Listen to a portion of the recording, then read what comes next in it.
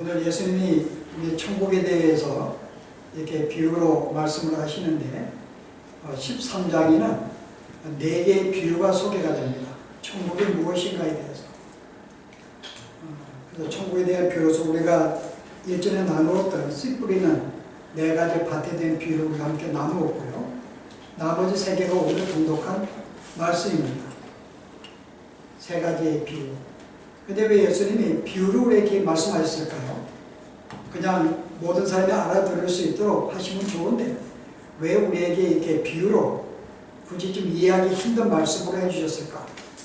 그것은 세상인들은 여전히 이 말씀의 뜻을 알지 못하게 만든 것이고, 특별히 주의 백성들, 이미 구원을 받은 백성들로는 이 말씀을 온전히 이해할 수 있도록 하기 위한 목적으로 이 말씀을 비유로 말씀하신 것입니다. 그렇다 보면 이 말씀은 누구한테 주신 거예요? 믿는 성도에게 주신 말씀입니다.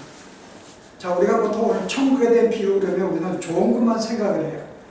천국을 이렇게 화려하고 좋고 번성하고, 오늘 특별히 31절의 말씀 보면 2가지의 비유가 있거든요.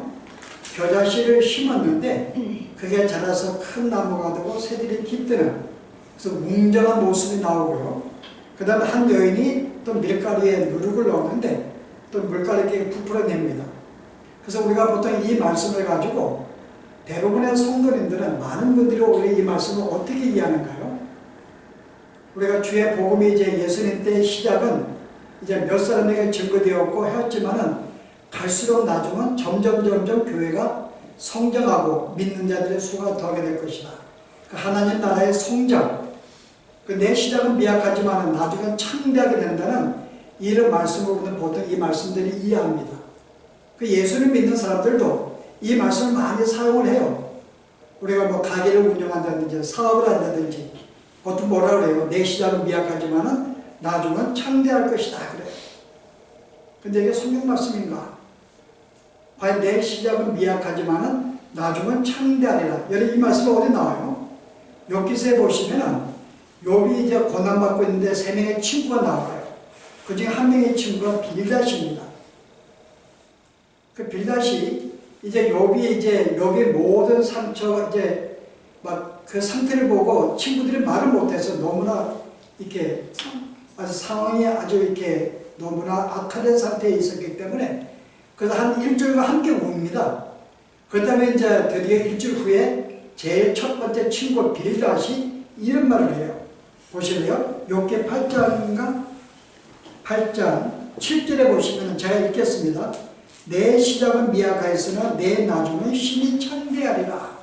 이 말씀은 내가 지금 이렇게 아픈 것은 네가 모든 재물을 잃어버리면 네가 죄를 지었기 때문에 그런 거야.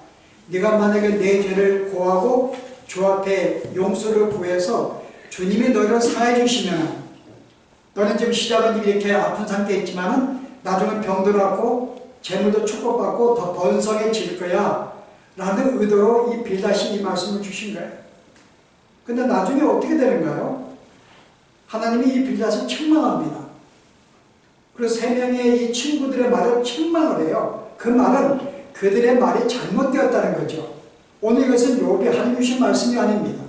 잘못된 친구의 말이 네가 회개하면은 그럼 하나님이 너를 점점 축복된 자리로 인도할 거야. 그 의도로 내 시작은 미약하지만은 나중은 창대할 것이다. 이 말씀을 주신 것인데 하나님 말씀이 아닙니다. 여러분들이 이 말씀에 귀를 기울이면 안 돼요. 괜히 그 친구 집에 가지고 뭐 이렇게 사업하는데 이 말씀 줘가지고 시작은 미약하지만 나중에 복 많이 받아 그러면은 이건 빌닷의 말을 전한 것입니다. 근데 오늘 우리가 이 말씀의 영향을 받아서 오늘 이 비유의 말씀도 그렇게 생각을 해요. 그 여러분이 보시면은 오늘 이 가라지 비유를 주시면서 그 다음에 예수님이 해석을 해주세요. 뭐라 해석하는가 하면은 37절 보시면요. 자, 이게 무슨 뜻입니까? 제자들이 물었더니 뭐라 그래요? 좋은 씨를 뿌리는 이는 인자요. 자, 여기서 인자가 주인공입니다. 씨를 뿌리는 자예요.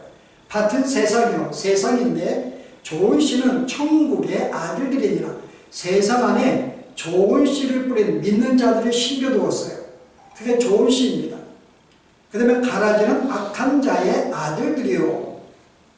가라지를 뿌린 원수는 마귀요 추수 때는 세상 끝이요 추수꾼은 천사들이니.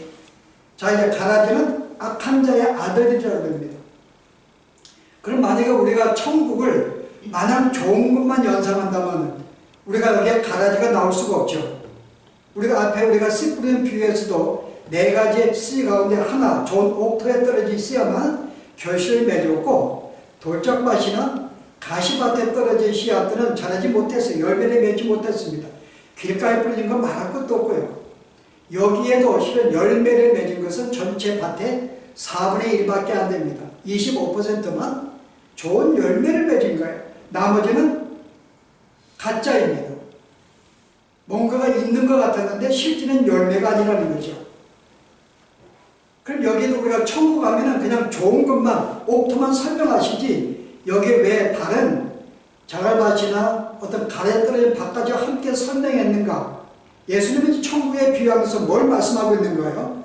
천국에 좋은 점을 하는 게 아니라 천국에는 현재 이 땅의 천국의 모습은 어떻다고요? 바로 믿는 자와 믿지 않는 자가 함께 섞여 있는 것이 이 땅에 우리가 이 교회의 모습인 것을 우리에게 설명한 것입니다. 오늘의 설명은 초점은 뭔가 하면은 지금 이 택한 자와 택하지 않는 알곡과 가라지에 대한 비유예요. 그리고 겉으로 볼 때에는 우리가 풍성한 것 같지만 실제 거기에는 거의 뭐 반일수가 있고 일부는 가라지에 불과합니다. 가짜라는 거죠. 그래서 외부에서 볼 때는 굉장히 성장하고 부유한 것 같은데 실제 내부에 들어가면은 오히려 거짓이 많습니다. 그 네 가지 밭도 마찬가지죠. 좋은 옥토에 떨어진 것은 4분의 1밖에 안 되는데 나머지 돌짝이나 가라지나 이런 것들은 실은 좋은 열매, 좋은 씨앗이 아닙니다. 열매를 맺지 못했어요. 이들도 가짜죠. 왼쪽으로 볼 때 이게 여러분 사탄이 오늘 우리에게 오늘 이 씨를 뿌리는 이유는 사탄이 뿌리는 거예요. 그건 무슨 말인가 하면은 우리가 이 하나님 나라가 시작함에도 불구하고 이 좋은 일에는 늘 뭐가 있다는 거죠? 사탄의 방해와 공작이 뒤따르고 있다는 것을 우리에게 설명해줘요. 이게 이 땅에 우리의 성도의 목소리입니다. 하나님은 우리와 함께 하시고 보호해주세요. 그러나 반면에 사탄은 이를 방해하고 계속 공작을 합니다. 우리가 일전에 우리가 사탄의 계획에 대해서 여러 가지 말씀을 나눴는데 여전히 사탄은 쉬지 아니하고 어때요? 계속 우리를 공격을 해요. 알곡의 삶을 살지 못하도록 계속 우리를 공격을 하고 교회를 욕되게 만듭니다. 왜 우리가 교회가 욕먹어요? 많은 사람들이 교회가 왜 저래? 라고 이야기합니다. 근데 실제 교회 안에는 가라지도 반이 있어요. 가라지를 볼 때는 그들이 볼 때 실망할 수밖에 없는 모습을 볼 수밖에 없습니다. 근데 외부에서 볼 때는 그게 가라지인지 몰라요. 다 교인들인 줄 알고 왜 교회가 저 모양이냐? 그들은 욕을 해요. 이게 사탄의 전략이죠. 교회로 하여금 무능력하고 평가를 나쁘게 받고 계속 어떤 그런 상태에 머물도록 주의가 사탄의 공작입니다. 그래서 사탄은 계속 우리의 신앙이 온전히 자라지 못하도록 끊임없이 잠도 자니하고 방해합니다. 이것이 없으면 우리는 신앙생활을 온전하죠. 내가 마음먹은 대로 내가 주 앞에 기도해야지, 말씀 나눠야지, 함께 동행해야지, 선을 행해야지, 주의 성 살아야지, 선한 소원을 갖고 있지만은 이 소원대로 가겠죠. 사탄이 없으면. 그러나 마귀는 이 마음을 알고 계속 그렇게 살지 못하도록 계속 방해한다는 것. 여러분이 뭔가 좀 믿어보려고 그러면, 제대로 해보려고 그러면은 사탄은 거기에 비례해서 더 공격적으로 공격합니다. 만약에 내가 제대로 믿어보려고 하지 않는다면요, 사탄은 별로 신경 쓸 거 없어요. 내버려 두어도 어차피 별로 뭐, 근데 뭔가 열심히 결심하려고 그러면 항상 문제가 생깁니다. 뭔가 해보려고 그러면 일이 생겨요. 내가 오늘 자에게는 꼭 내가 오늘부터는 기도하고 자야지. 근데 뭔가 저녁에 일이 생깁니다. 너무나 피곤하다든지 어떤 회사 일이 밀렸다든지 그래서 기도하지 못하게 만들어요. 사탄은 내가 열심을 내면 낼수록 우리의 삶을 방해한다는 것, 우리 그것을 꼭 기억을 해야 됩니다. 그래서 오늘의 이 말씀은 바로 이 가라지 비유와 이 천국 이 모든 비유는 바로 이것은 좋은 것만이 아니라 여기에 사탄이 어떻게 역사하고 있는지를 오늘 우리에게 설명하고 있는 거예요. 자, 그 중에 한번 우리가 이제 겨자씨 비워봅시다. 겨자씨. 자, 겨자씨가 심겨졌는데 이게 큰 나무가 됐고 새들이 깃들어서 노래를 불러요. 그 우리는 굉장히 풍성함을 보지만은 실제 우리가 내용을 잘 보면요, 사람들이 이상하게 그 당시에 유대인들은 이 말씀을 이상하게 여깁니다. 왜냐하면 여기 겨자씨는 모든 씨보다 작은 것이로되 자란 후에는 풀보다 크고 나무가 되매, 여기에 이제 그들이 이상한 거야. 왜냐하면 이 겨자나무는 나무가 되지 않습니다. 이건 나무가 아니에요. 관목 조그마한 사랑키보다 약간 적은 어떤 그런 정도의 조그마한 이렇게 나무에 불과하지 큰 나무가 서 새들이 깃드는 것이 아니에요. 그럼 그들이 볼 때는 아니 어떻게 큰 나무가 돼 새들이 깃들어? 그들이 이해할 수 없는 거죠. 무슨 말이에요? 여기 이제 새들이 깃든다라고 그럴 때 여러분, 이 새가 뭘까요? 일단 우리가 큰 나무가 되었던 뭔가 비정상적으로 컸다는 것도 우리 이해할 수 있지만은 그 다음에 새들이 깃들었다. 여러분 바로 앞에 예수님이 씨 뿌리는 비유를 합니다. 그 길가에 씨를 뿌렸는데 누가 와서 그걸 낚아채요? 불신자에게 내가 이렇게 씨를 뿌렸는데 복음을 증거했는데 갑자기 그가 마음이 굳어졌기 때문에 그런 말씀을 안 들어요. 그 순간 새가 와가지고 이 열매를 쪼아서 갖고 가 버립니다. 여기 새를 뭐라고 소개해요? 이 새는 마귀니 그럽니다. 예수님 앞에 이 새를 마귀라고 사탄으로 비유했어요. 근데 바로 그 예수님이 그 다음에 비유가가지고 여기에 새를 좋은 것으로 비유하신다는 말씀이 이건 문맥상 맞지가 않습니다. 여기서 뭘 말할 수 있어요? 그 나무에 지금 사탄이 깃들고 있다는 거죠. 그래서 우리가 이 광경을 볼 때, 아, 이 나무가 뭐예요? 나무가 뭔가 굉장히 풍성했다. 예상 밖에. 거기에 지금 사탄이 깃들고 있다. 무슨 말이죠? 바로 사탄으로 하여금 어떤 뭔가 교회가 풍성하게 보이고 성장하게 보이는 바로 그런 모습을 보이고 있다는 것입니다. 그럼 우리는 보통 교회 갈 때 우리가 제가 몇 전에 한 말씀인가요? 도스토옙스키의 그 글을 제가 소개하면서 그 사람이 교회가 굉장히 부흥을 하였는데 예수님이 오시면 거절했어요. 이런 모습으로 우리 오시면은 이런 모습이 어떻게 우리의 기도를 응답할 수 있겠는가? 우리가 믿는 예수님은 하늘에 계셔서 우리의 모든 기도를 응답하시는 분이신데 이런 모습 오시면 교회 성장에 예수님은 방해가 됩니다. 전도에 방해가 되니 떠나십시오 그랬거든요. 그럼 결국은 이 부흥은 뭐예요? 이 성장이라는 것이 실제 과연 모든 믿는 자들만 있는가? 그렇지 않다. 사탄은 여기로 하여금 가라지를 함께 심어 놓는다는 것이죠. 교회로 하여금 교회의 모습을 갖지 못하도록 하기 위해서. 어떤 교회는 가라지가 더 많을 수가 있어요. 어떤 교회는 가라지가 적을 수가 있습니다. 그러나 분명한 것은 그 교회 안에 알곡만 있지 않다는 거죠. 그래서 이 제자들이 염려돼가지고 그럼 우리가 알곡을 뽑으리니까? 그랬더니 주님 뭐라 그래요? 그러지 마라. 혹시 네가 가라지를 뽑으려고 하다가 알곡을 건드릴까봐 내가 염려스러우니 내버려둬라. 언제까지요? 추수날까지. 예수님이 마지막 심판할 때까지는 그냥 내버려두어. 그래서 이 땅에 우리의 모습은 알곡과 가라지가 함께 있는 모습입니다. 오늘 그것을 말하는 거예요. 그래서 교회가 1000명이 되어도 그 가운데 믿는 알곡들이 많지 않다는 걸 알 수가 있어요. 교회가 성장하면 성장할수록 오늘 많은 성도들이 많은 큰 교회를 찾습니다. 적은 교회들은 요즘 멀지도 않아요. 옛날 우리가 자랄 때는 적은 교회 가서 봉사하고 섬기는 게 더 하나님의 좋아하시고 축복된 길인 줄 알고 일부러 개척교회 가가지고 많은 개척교회를 섬긴다는 데 많았어요. 근데 요즘에는 사람들이 개척교회 안 갑니다. 특별히 한국의 교회를 시작하면 돈이 없으니까 지하실을 얻는데 지하교회를 사람들이 가지가 않아요. 제 친구 한 명도 지하실 얻는데 2년 동안 한 명도 안 오더래요. 불편하거든. 지하실에 오지를 않으니까는. 왜냐면 교육도 안 돼 있어. 선생도 없어. 내가 아들가 있는데 그 적은 교회는 그런 뭐 때문에 찾지 않는 거예요.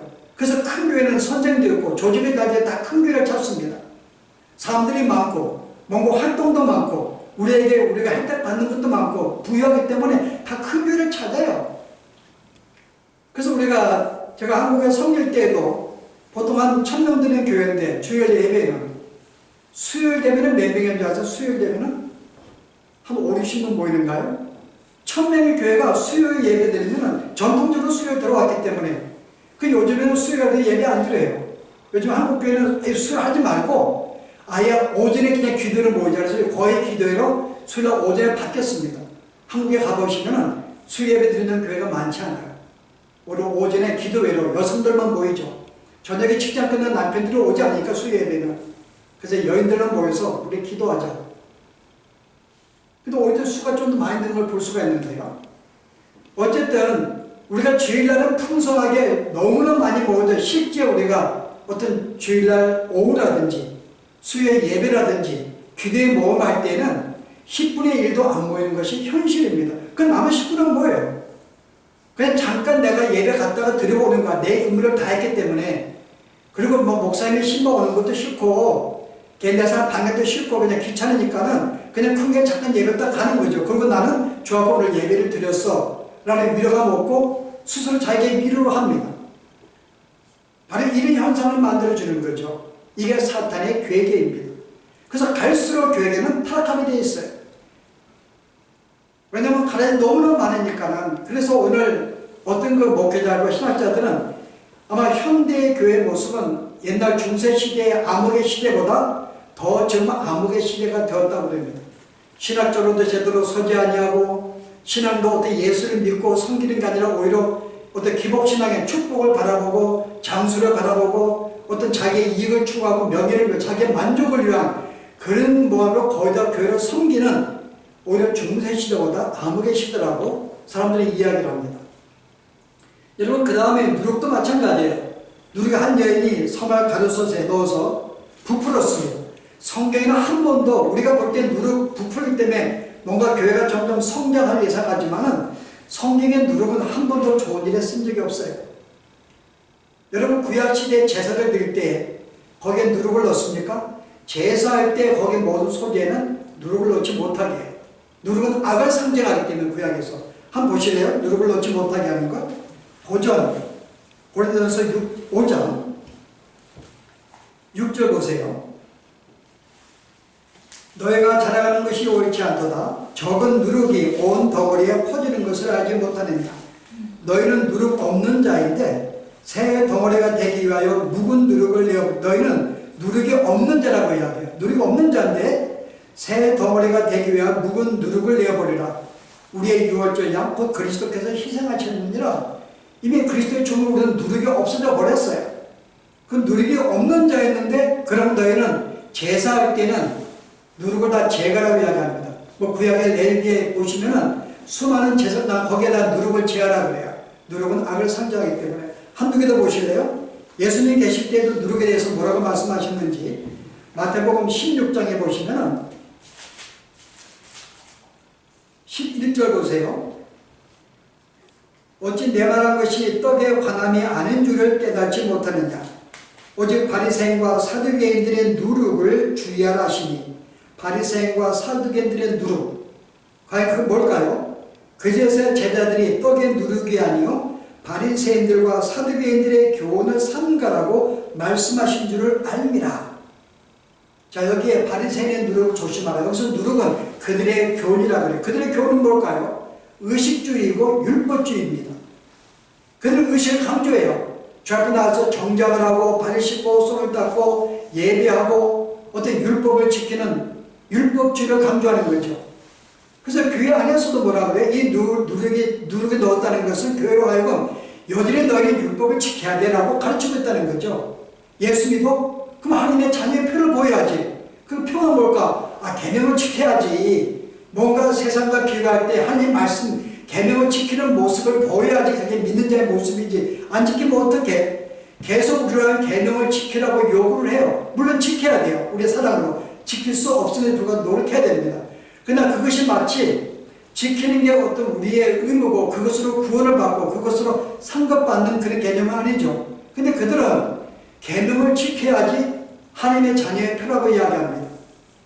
그래서 바울은 가는 곳마다 계속 복음을 증거했는데 끊임없이 30년간 바울을 따라 죽이는 자들이 바로 이런 유대인들이었어요. 저가 율법을 버리고 이방과 가까이 한다면 계속 그를 죽이려고 시도했습니다. 그게 율법죄예요.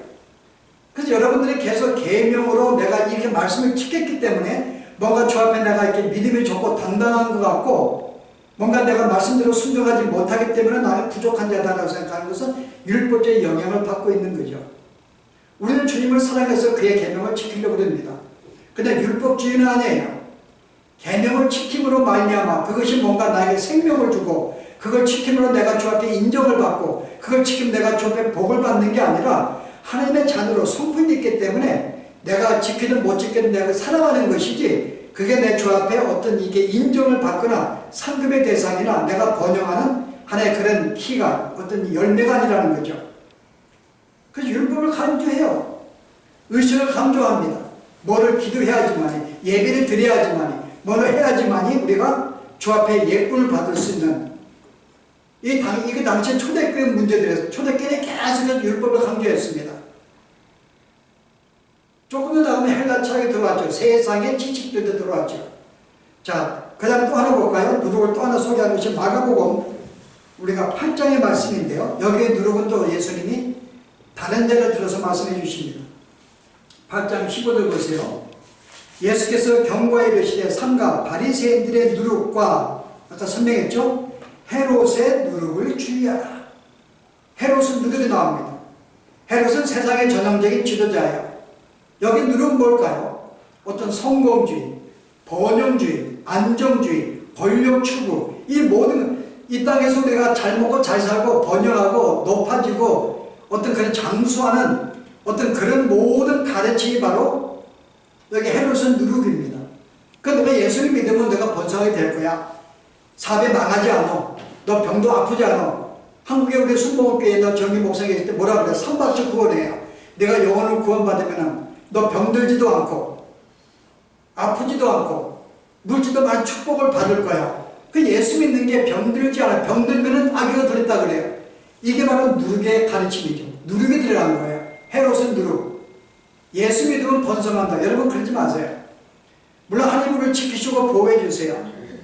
근데 우리가 번영하도록 하는 예수님이 오신 것이 아닙니다. 우리의 생명이 오셨기 때문에 이 땅은 나그네 삶이에요. 하나님의 때에 따라서 어떤 사람은 물질의 풍성함을 줄 수도 있고 이건 세상의 원리입니다. 우리는 내가 사업이 잘 되게 하기 위해서 내가 건강하기 위해서 영적인 어떤 원리를 적용시키면 안 돼요. 여러분이 영적인 원리와 세상의 일반 원리는 틀립니다. 일반 원리는 주님이 주신 거지만 내가 만약에 성공하려면 어떻게 해요? 경영하면 영감은 되는 거야. 비즈니스를. 네가 건강하려고 그러면 운동하면 되는 거예요. 근데 운동도 하지 않고 기도만 하고 있다 건강해달라고 영적에서 걸려 적용시켰습니다. 이런 모든 법칙은 자연법칙도 주님이 주신 거예요. 건강하려면 운동하시고 음식을 조절하시고 좋은 음식 먹으면 되는 거죠. 돈을 많이 벌려면 모든 분들의 사업을 내가 영감은 되는 거예요. 돈이 많고 적으면 문제가 아닙니다. 많을 수 적을 수 있어요. 그게 우리의 삶에 영향이 있는 게 아닙니까? 어떤 사람은 주님이 많은 축복을 주세요. 이스라엘 백성 가운데서 이 왕들은 다 물질 축복을 받은 자들입니다. 그 축복을 가지고 저 앞에 선한 일을 쓸 수가 있어요. 내가 좋은 일을 쓸 수가 있습니다. 내 가족도 내가 혈하지만은 물질이 적으면 적은 대로 거기다 만족을 감사할 수 있고요. 믿는 자로 가난을 살려는 거 없습니다. 그러나 실제 내가 예수를 믿으면 부자가 돼야 돼. 부자가 되라는 잘못된 가르침이죠. 건강해야 돼. 문제가 안 생겨. 병이 안 들어. 이거는 성경적이지 않죠. 병들 수도 있고. 하나님은 병도 허락해 주세요. 우리의 안정을 빼앗아 가십니다. 그것은 뭐라 그래요? 우리 옛 자를 죽이고 더욱 주님과 함께 동행하는 삶을 살게 만들기 위해서 옛사람을 죽이는 작업으로 가끔 고난을 주시지만은 우리가 자체가 이 땅의 번영과 잘 사는 게 아닙니다. 그래서 당시 이 복음을 증거할 때 사람들이 싫어했죠. 사람들이 싫어한 거예요. 복음을 증거하니까는 자기들 삶의 모든 추구가 잘못되었다고 그러고 또 너희들이 예수 믿는 이 모든 내가 추구하는 것이 빼앗긴다고 하니까는 예수 믿으면 풍성하다고 생각해도 시원찮은데 점점 뺏긴다니까 우리의 것들을. 그래서 싫으니까 복음을 거절하는 거죠. 여러분들이 예수 믿는 우리가 생각을 딱 받아야 됩니다. 내가 예수 믿으면은 우리는 뭐 안정되게 살아야 돼. 여러분 그래서 버리세요. 안정되게 살려면 조심하시면 되고요. 아들에게 잘 교육 가르치면 되는 것입니다. 그래서 여기 누리는 바로 이게 실은 누룩에 열이 없다는 것은 뭔가 정상적으로 이 정도의 빵이 돼야 되는데 마귀가 거기다가 어떤 누룩을 집어넣어서 더 많은 자들을 부풀리게 만든 거죠. 그래서 교회에서 어떤 이 성공을 추구하거나 물질의 축복을 이야기하거나 이 모든 걸 이야기하면 수많은 사람들이 몰려옵니다. 듣기 좋으니까요. 제가 아끼는 사랑하는 친구가 있어요. 이런 말을 썼습니다. 이 친구가 교회가 굉장히 성당이 있어요. 근데 하도 이 설교를 잘하니까 많은 교회가 날마다 이 부흥강사를 모셔요, 이 친구를. 제가 한 번은 거기 제가 이제 협동 목사를 있을 때 제가 이제 설교를 맡았는데 이 양반이 비면은 제가 설교하는 거예요. 근데 왜 이렇게 많이 불려갔는가? 이 양반은 성공, 비전이야. 우리가 큰 꿈을 가지면 하나님이 큰 꿈을 축복해 주셔서 번영을 이루어준다. 큰 꿈을 가져라. 그리고 믿어라. 그 사람들이 좋아하죠, 그냥. 가정이 형통하고 축복을 받는다는데 이게 오늘날 시대입니다. 그냥 우리는 하나님 우리 주신 대로 내가 열심히 일한 대로 우리가 먹고 사는 게 우리의 일이지. 어쨌든 여기 나와 있는 이 비유를 볼 때 이 비유는 결코 정상적인 성경의 가르침이 아닌 바로 이 마귀가 교회로 하여금 이런 성공주의나 축복주의나 율법주의 이 모든 것들을 가르쳐서 그것을 좋아하는 사람들로 하여금 교회를 모이게 만든 거예요. 그래서 교회는 실제는 알곡과 가라지가 이 현상은 피할 수가 없는 것입니다. 그럼 우리가 이 교훈 가운데 우리가 어디에 대해서 볼까요? 제가 크게 세 가지를 볼 수가 있는데요. 간단하게요. 우리가 교회 안에는 여기는 반드시 가라지가 있다는 것입니다. 가라지가 있어요. 근데 우리는 가라지를 구별할 수가 없습니다. 왜냐면 제자들이 뽑으려고 그럴 때 나도 너는 구별을 못해가지고 혹시 알고 뽑을 수 있기 때문에 내버려 두라고 이야기합니다. 이 말은 마치 가라지와 알고 거의 흡사하기 때문에 우리는 잘 분별할 수가 없어요. 왜냐하면 그들은 이 천사와 같은 모습을 등장하기 때문에 고린도 후서에 보시면 고린도 전서인가요? 후서인가? 예. 고린도 후서 12장 보세요.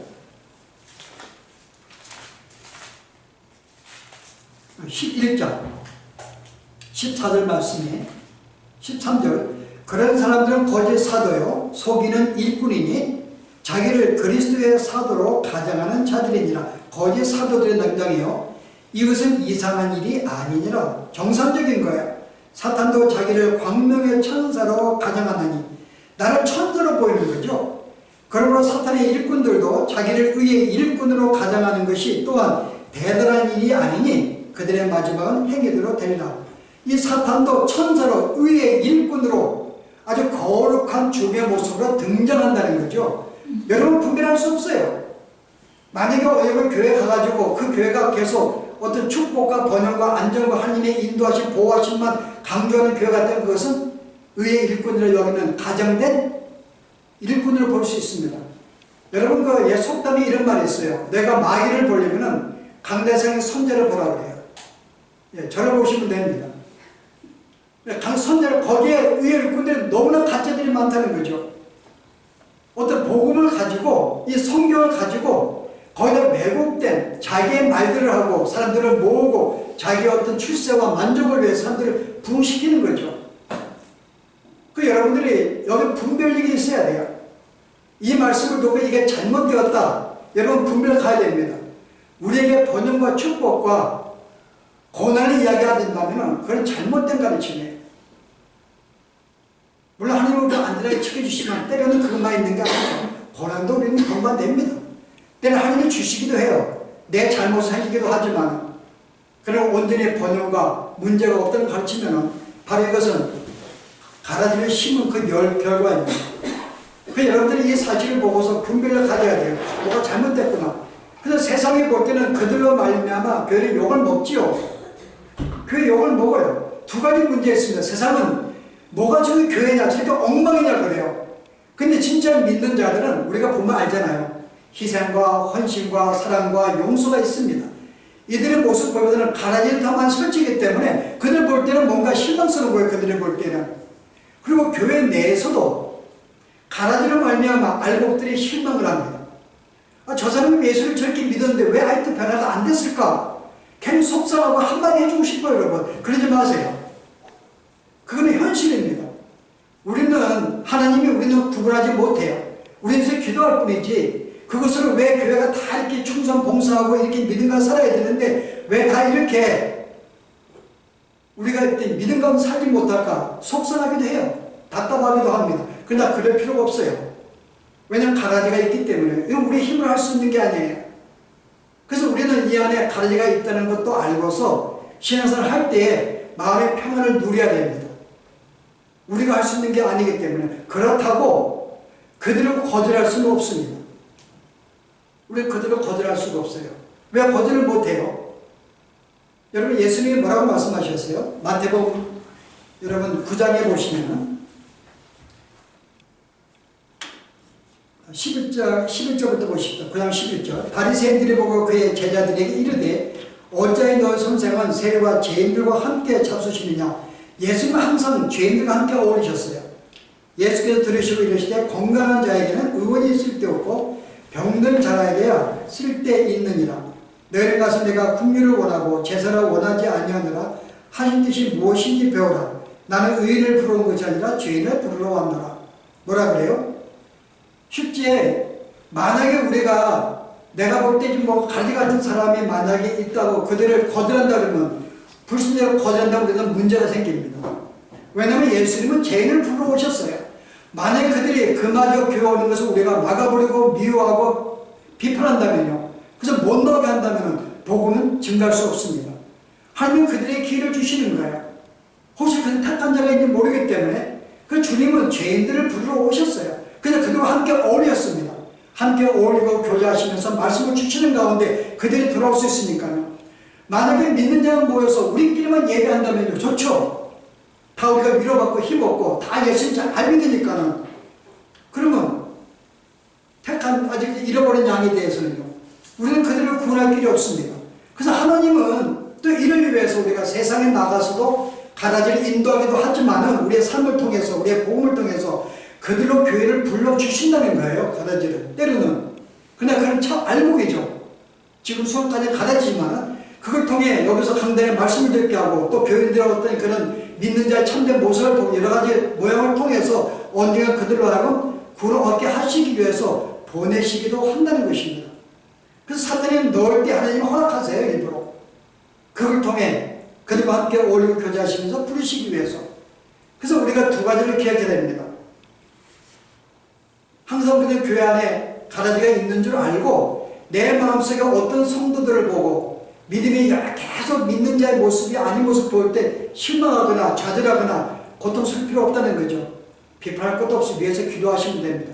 그러면서 그들을 위해서 계속 기도하는 것이 왜냐하면 그들이 언젠가 또 주의 복음을 받아들이고 택한 자의 모습을 나타낼 수 있기 때문에요. 이게 우리에게 주시는 지혜의 말씀이죠. 그럼 우리가 직접 받아야 우리 자신에게 주는 말씀은요. 내가 실제 가라지인지 알고인지 어떻게 알 수 있을까요? 물론 본인은 알죠. 그러나 우리 종종 흔들리게 돼요. 과연 내가 알곡인가? 가라지인가? 심판대가 내버려두시니까 내가 잘 못해요. 내가 분명히 뭐 잘못 살고 있는데도 가만히 있는 것 같고 뭔가 내가 지금 가야만 내가 구원받은 자인가?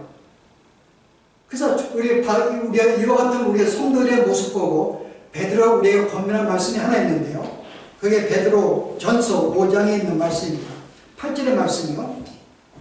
근신하라, 깨어라. 너희 대적 마귀가 우는 사자와 같이 두루 다니며 산길차를 찾나니. 자, 마귀가 계속 우리로 하여금 산길차를 찾고 있는데요. 그러므로 너희는 믿음을 더 굳게 하여 그를 대적하라. 이는 세상에 있는 너희 형제들도 동일한 고난을 당한 줄을 알미니라. 이건 너의 믿음을 더 굳게 하라 그럽니다. 그리고 대적하라. 그 성도가 예수를 믿으면서 우리의 믿음을 갈수록 굳게 해야 됩니다. 그래서 우리가 죄를 소홀히 허락하면 안 돼요. 죄를 쉽게 지으면 안 됩니다.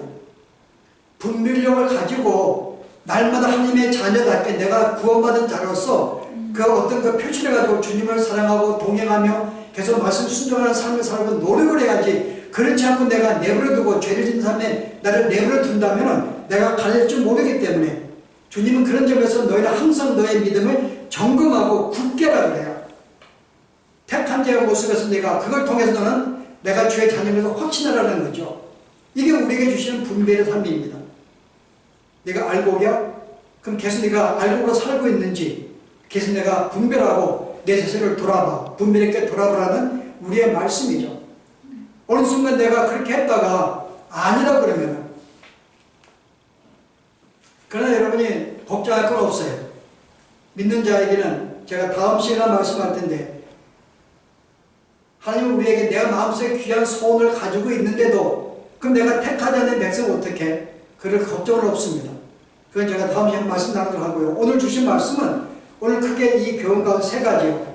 우리가 알고 가운데 가닥이 있다는 걸 분명히 알고서 우리가 때로는 어떤 성도들을 보고 우리가 정죄하거나 비판하거나 마음의 속상함을 가질 필요 없이 분명히 알고서 마음의 평안을 가지고 위해서 기도하는 그런 마음을 가질 필요가 있고, 두 번째로 뭐라 그랬어요? 그들을 막으면 안 됐죠. 하나님은 예수님은 죄인을 부르러 왔기 때문에 이 땅에 사탄을 통해 보내 허락하신 것도 바로 이를 통해 우리의 삶을 통해서 그들을 복음을 증가하는 삶을 주기 위해서 준 줄 알고 열심히 함께 기도해주고 감싸고 우리의 사랑의 본을 보이고 이런 삶을 통해서 그가 택한 백성은 그걸 통해서 주께 돌아올 수 있는 이 일을 우리가 감당해야 되며, 스스로 내가 알곡인지 바른지 분별하면서 내가 알곡이라면 알곡의 삶을 온전히 살아갈 수 있는, 그래서 우리는 우리의 삶 가운데 어떤 이렇게 느슨하게 끈을 풀어서 죄를 짓거나 이런 삶을 하지 않는 것입니다. 항상 긴장 가운데서 때로는 살아가는 것도 성도가 가져야 할 우리의 모습인가. 우리 이 세 가지 교훈을 함께 나누고 기도하시죠.